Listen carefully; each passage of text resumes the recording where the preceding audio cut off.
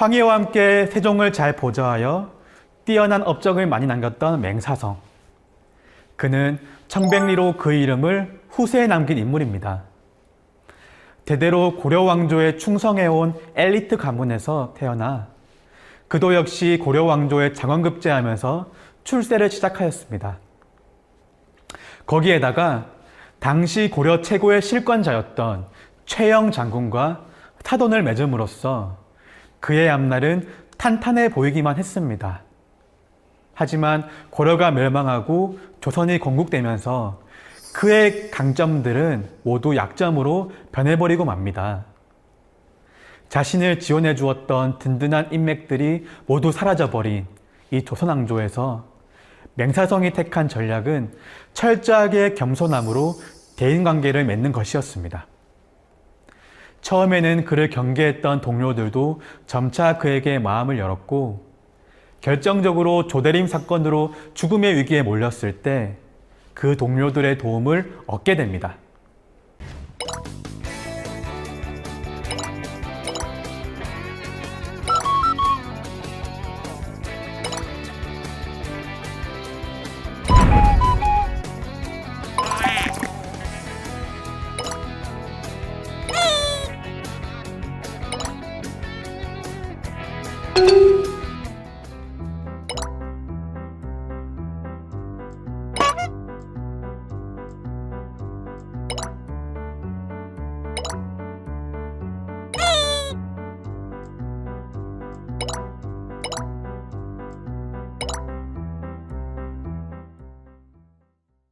맹사성의 스승이자 그의 출사를 권했던 권근은 병중이었지만 소식을 듣고 달려와 그의 용서를 구하였고 태종의 최측근 하륜도 울면서 그를 구원하였습니다. 이숙번은 만약 맹사성을 죽이면 자신은 머리를 깎고 도망가 버리겠다 그런 말까지 했고 성성린, 조영무 등 당대의 유력한 대신들이 한 목소리로 간곡히 설득한 끝에 마침내 맹사성은 목숨을 구할 수 있었습니다. 도대체 맹사성의 어떤 점이 그토록 많은 동료들로 하여금 그를 보호하고 나서도록 했던 것일까요?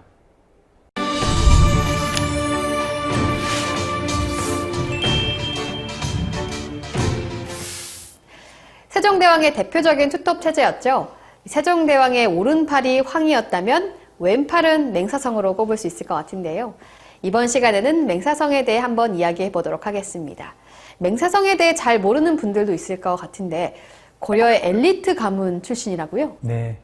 맹사성의 가문은 대대로 그 고려왕조에서도 무척 잘 나가는 그런 집안이었어요. 이 맹사성의 할아버지 맹류라는 분과 또 아버지였던 이 맹희도라는 두 분이 모두 이 고려의 충신이었고 또 나중에 고려가 멸망하자 그 조선왕조의 관직에 나가지 않습니다. 특히 황금보기를 돌같이하라로 말로 유명하죠. 그 고려 말의 최고 권력가였던 그 바로 그 유명한 최영 장군. 이 최영 장군의 손녀딸과 이 맹사성이 결혼을 했죠. 거기에 맹사성은 고려 왕조에서 장원 급제까지 했으니 출세하기 싫어도 정말 할 수밖에 없는 그런 정말 든든한 환경에 있었습니다. 네, 그런데 맹사성이 장원급제로 관직에 나가고 불과 6년 뒤에 고려가 멸망해버리잖아요. 고려 엘리트 가문, 최영 장군의 손녀 사위, 장원급제. 고려에서는 이 모든 게 출세를 뒷받침해줄 최고의 조건이었지만 조선으로 이직하게 되니 완전히 약점으로 뒤바뀌어 버립니다. 여전히 고려에 대한 충성을 버리지 않고 있는 언제 또 배신할 줄 모르는 가문 출신, 역적 최영 장군의 손녀 사위라는 약점이 되어버린 겁니다. 아마 이 부분 때문에 맹사성도 조선 왕조의 신하가 되는 게 좀 꺼려졌을 것 같아요. 네, 실제로 그 맹사성의 할아버지 이 맹류는 다른 고려 충신들과 함께 두문동으로 응거해 버렸다라는 그런 이야기가 있습니다. 그리고 아버지 이 맹희도는 이 정몽주와 이 동문수학했던 정말 절친한 사이였어요.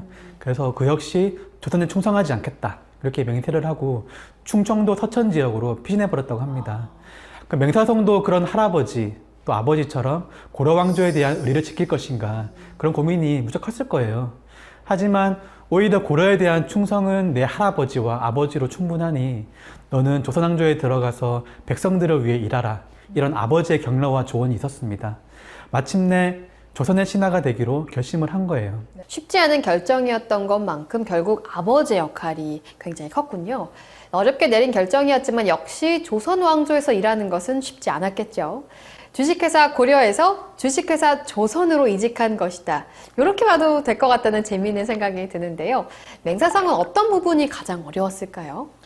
이 부분에서 한번 직장인의 이직이라는 관점에서 한번 생각해 보고 싶어요.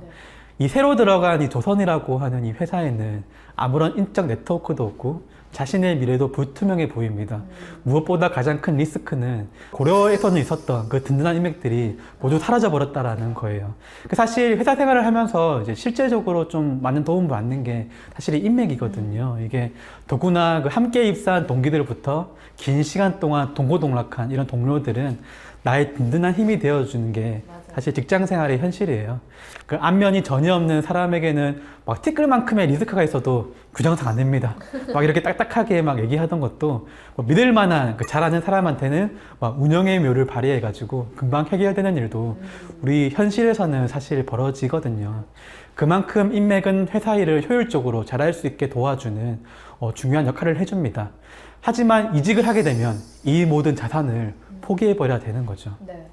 혹시 그럼 작가님도 이직을 해보신 경험이 있으신 거예요? 그렇죠. 역시 무척 생생한 경험담으로 들리는데요.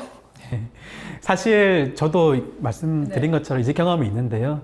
예전 직장에서는 그동안 열심히 해온 것들이 있었지만 이런 새로운 직장에 들어가면 자신이 실력이 있고 또 괜찮은 사람이다 이런 것들을 처음부터 다시 보여줘야 되는 거죠. 그만큼 노력도 많이 필요하고 스트레스도 많이 받고 사실 그런 것 같아요. 단순히 이직에만 적용되는 이야기가 아니에요. 열심히 일하고 있는데 어느 날 갑자기 너 다른 부서로 가.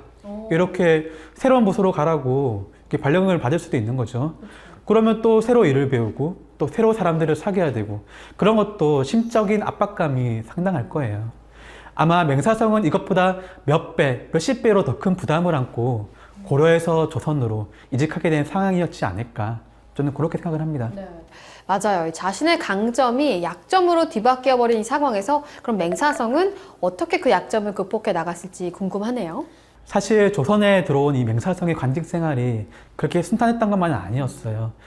물론 여러 시행착오를 겪기도 하면서 13년 2개월의 그런 관직 생활 동안 한 번의 좌천, 세 번의 파직, 그리고 두 번의 유배를 당했던 거예요. 네. 그럼에도 그는 관직 생활을 어쨌든 계속 이어갔고 또 동료들 사이에서도 점점 신망을 얻기 시작합니다.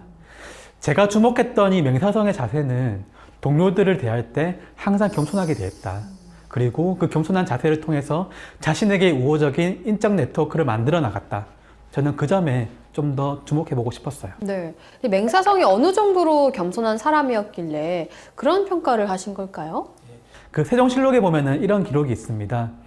맹사성은 비록 자신보다 지위가 낮은 사람이라 할지라도 만나게 되면은 반드시 의관을 갖추고 또 대문 밖까지 나가서 그를 맞아들인 다음에 그 손님을 상석에 앉도록 했다. 손님이 돌아갈 때에도 역시 몸을 구부리고 손을 모은 채 가는 것을 보고 또 손님이 말에 올라앉은 후에야 돌아서서 문으로 돌아갔다. 그렇군요.